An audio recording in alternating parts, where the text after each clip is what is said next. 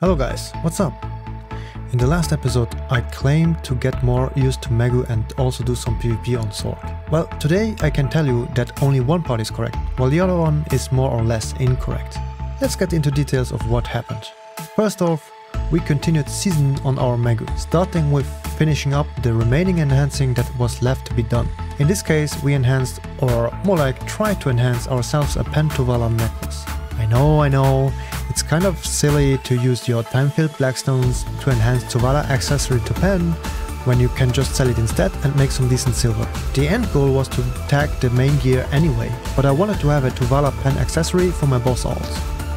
Furthermore, I tried to get a pen Tovala accessory through enhancing and wanted to experience that as well.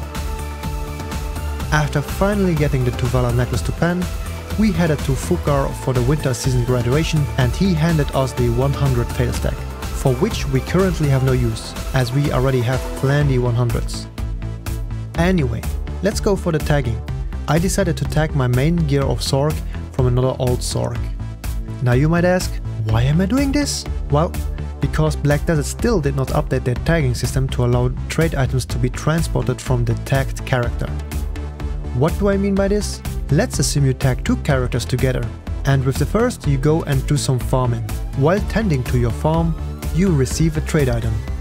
And it is not possible to trade this item into your storage container, even though you just got it. The only option is to delete the item.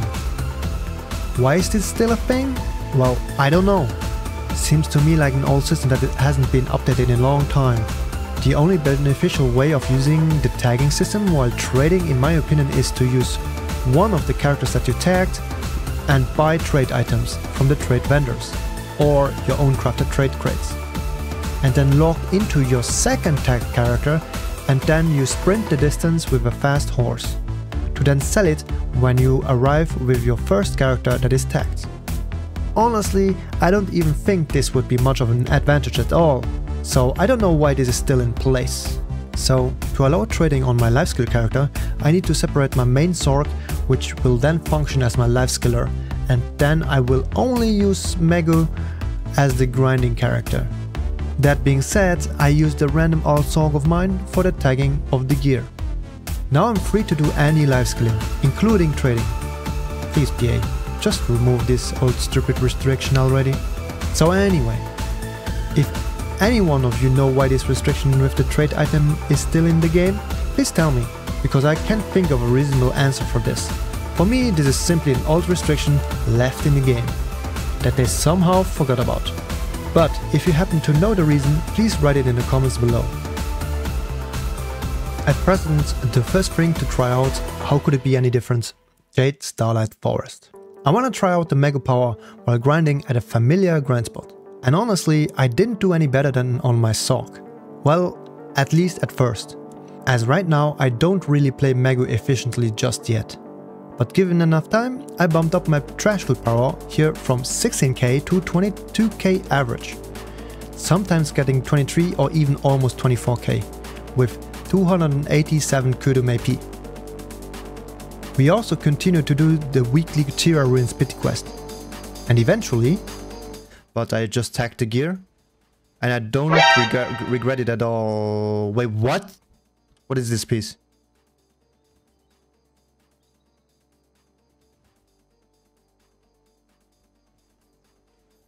Is this a full piece? No, right? I don't know how it looks like, oh my god. I did not even know that this was the full drop at first. I was confused at first because the full drop is a red colored item while the pity pieces are green. So I thought I got something else, but I checked on the item drop table for the grind spot and realized this must be the full drop. What an insane start with the infinite mana pot pieces. Having the Tira Ruins piece done, the next weeklies for the mana potion is Mancham Forest. Let's see if we'll be RNG carried with the full drop or have to finish at least one pity piece completely. Since at this point we only do weeklies and agris grinding, I needed to head to a new grind spot that does not require any agris, but still is decent money and progresses our gear in some shape or form. This is exactly why I started grinding for the cups of my accessories. I already had some saved up from long ago, but needed to finish one particular shard to create my second cup. One grind spot that drops it is Alvia Nagas. Eventually we got ourselves the cup for one of the rings. We also started grinding in Bloody Monastery and Swamp Fogans, as in time we need all of those shards. Additionally, we opened and used a free outfit the game gifted to us and received the Moonlit Silver Classic set for Maegu. Being so committed to Maegu for grinding right now, we chose to use our loyalties for max weight increase on this class as well. The total loyalties that you require for this transaction is 14,000 and gives your character additional 200 LT. Another grind spot we started grinding was Upper Gyfin. And let me tell you, this spot is insanely good, even though the requirements to grind here are low. You actually only need 270 AP and 320 DP. And it is actually crazy efficient compared to all my other spots that I'm grinding right now. You want to use Agris for this spot. It is a 5-man grind zone, meaning loot drops for all party members of up to 5 people. Generally, you always want to go as a full party, as this means more damage, thus faster grinding, resulting in more trash per hour. I average in this spot around 580 million per hour in trash loot alone, which is about 34k trash. Sometimes more, never less than 33k though. I can really recommend anyone that wants some easy silver to get into Upper Gyfin grinding. Requirements are low, but the results will probably be better than any other grind spot that you are grinding right now. There also exists Underground Gyfin, which I happen to also have tried. But alas, I really feel like I'm not ready yet. It's a fun and probably the smallest grind spot there is, but the grind spot is still too risky for me. I tend to almost die every 5 minutes if I don't pay attention. Well, I'm well over the DP requirements of 380, but they just hit too hard for me. Additionally, my AP is far lower than the recommended 300. I only have 287 up to this point, and I believe I killed them somewhat fast enough. But honestly, not worth it for the sweaty gameplay. Furthermore, during the test grind that I did, we received some pretty juicy drops. Nice. I'll be sure to revisit the grind spot once I'm able to kill them faster with more AP. With all this grinding done, we eventually had even saved up enough Khafra stones to bump our Khafra level of Kudum from 0 to 7 in one go. That is a total of 4,800 Khafras or 14.4 bill in silver value. This level was not so important as it did not give us any new bracket. In fact, we are now exactly 1 AP short, and the easiest way to do this is by getting the Godite main hand and enhancing it to Pry. I'm still thinking of doing this, but I'm not 100% sure yet. In the life skill department, we also did so many tiny progressions here and there that it added up. It was not cheap, but worth it for the long run. First off, I had to get my gear back in order that life skilling is paying off more in the future. So we went ahead and opened many boxes the game gives out all the time. In case we got base accessories, I always go and enhance them up to duo and sell them. Sometimes I go higher, but usually I stop at duo and get the silver. I do this because I feel like getting up to duo on a few accessories is possible even with bad odds, and generally you get around average anyway. So it's gonna be some nice cash usually. This worked out for me in the past quite well, so I keep doing this method. Alright, now that we have some decent life skilling gear, the first thing, as already mentioned in the Enhancing 100 Distortion video, is to gather some raw meat from snakes and scorpions. There is a really good area for doing this right south of Chira Ruins grind spot. We butchered there within the 1900 bracket. Next bracket would be 1950, but I'm 25 mastery points short. An easy way to achieve this would be with Khan's Heart, but I don't have that. Since you're still watching this video at this point, First of all, I want to thank you. And second, I want to tell you a little trick that you might not have known. Did you notice that on Khan's Heart, the item effect states plus 25 life skill mastery? This means you can actually pop the buff of any life skill stone other than Khan's Heart and then just equip the Khan's Heart and you get the plus 25 mastery while wearing it. What I usually do is activating the effect of Stellar Spirit Stone and then swapping to Khan's Heart, giving you a total of plus 125 life skill mastery. This is an excellent way for any life skilling, as the mastery is added up to every single life skill in the game. One major progression I wanted to undertake is to get Alchemy to Guru 1.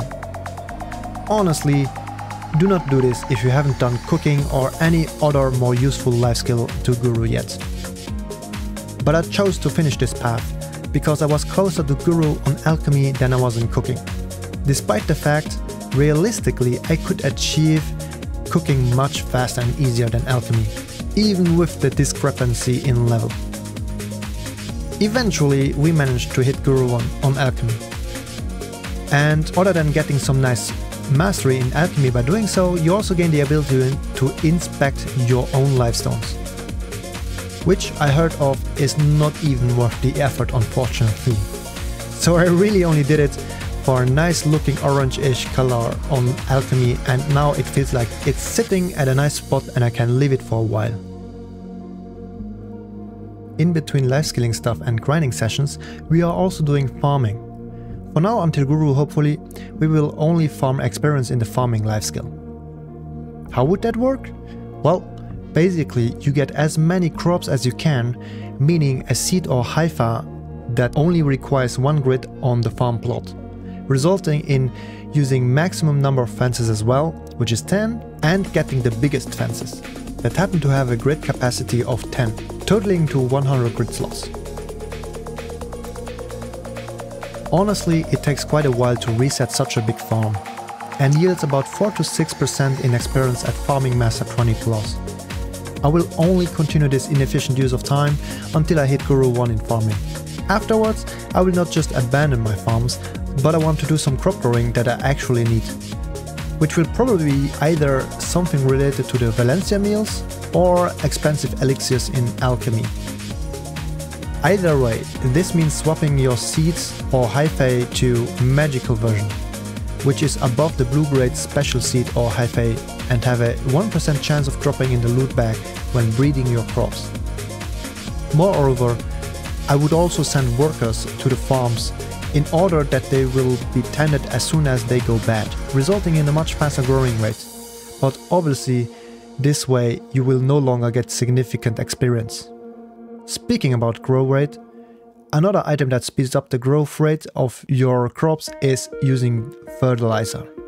And there's a very convenient way of using this item when you have access to the master farms, which can hold just as many crops as the strong fence, but is significantly smaller in diameter.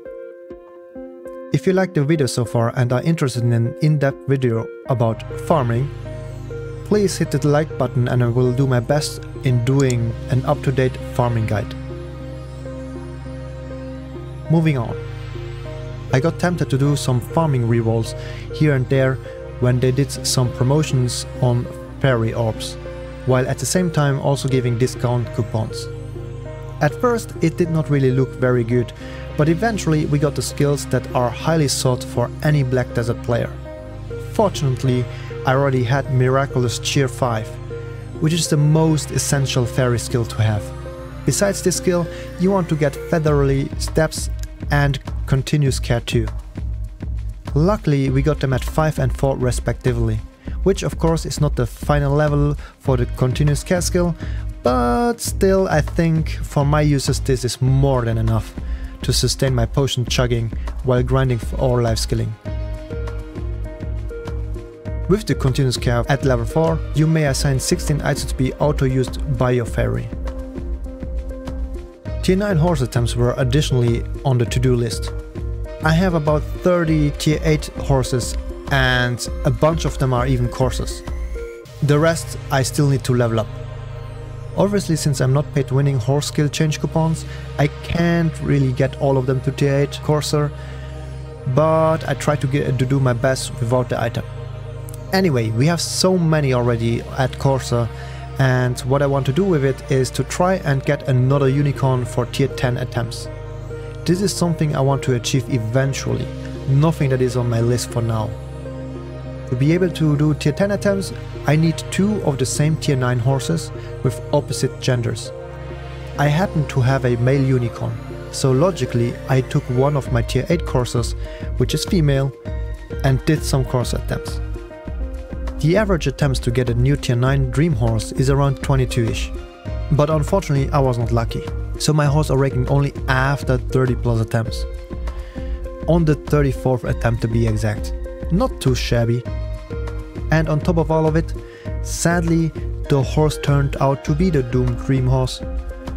For me, this means I keep going.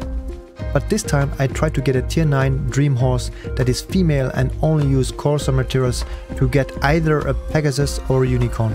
This way I will not end up getting a second doom that is female, which would then be obsolete. Maybe in the far future I will try to attempt getting a male doom, but for now we just keep the doom and level it up, in order that my Sorc has a fast horse to travel around as well. Well, you might be wondering, where's the PvP content? Where's the AoS content? Well, I promised to do more with Sorc, and we actually did, but not that much to be honest, as it does not pay anything and my content is just too much focused on making some type of progress in form of gear upgrades or life skill levels. We ended up playing AoS only during the time where there was an event that gave a weekly quest reward of a good Shakado box. Unfortunately, that was it. We played no more AoS afterwards or any other PvP content at all. Anyway, what's next? Well, as we are finished with butchering snakes and scorpions, we are processing the final products in order to have only cooking left to be done. I want to cook around a total of 100,000 Valencia special meats. We are done with the Uline meat already, as I had this already laying in storage from previous butchering sessions. There will be enough for the 100k meals for sure. Last but not least, looking at the Maegu gear, we probably will exchange the Blackstar at Tet for a base Godite main hand and enhance it to Pry in order to hit the next bracket. Moreover, we will continue to grind for cup pieces, as when fully done they actually contribute a lot in overall getting more trash loot per hour. Thank you so much for watching this far, and I will see you in the next one. Langley out.